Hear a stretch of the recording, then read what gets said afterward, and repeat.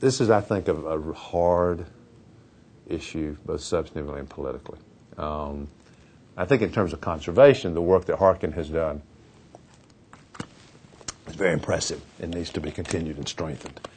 I think the harder issue, the harder piece of this is the subsidy issue, because I know how hot this is politically. I'm very troubled by the amount of subsidies and the money that's going to particularly large corporate farming operations.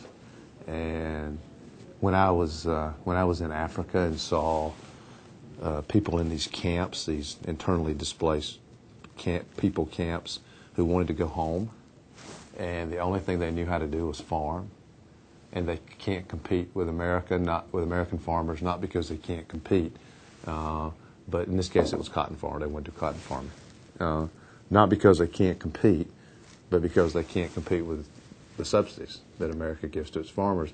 And I think it hurts our credibility anytime we go anywhere to try to negotiate trade agreements in all these international conferences. So I'm very worried about that, and I think it, especially, and I care a great deal, and I think America should care a great deal about 3 billion people in the world who live on $2 or less a day. I think the rest of the world doing better is good for America, good for our security. And so we have to find a way to start weaning ourselves, particularly the corporate farming operations, off subsidies. And I know that's going to, what I'm saying will inflame some people. But I do believe it's necessary. And I think it's important for America. And I think it's important for the world.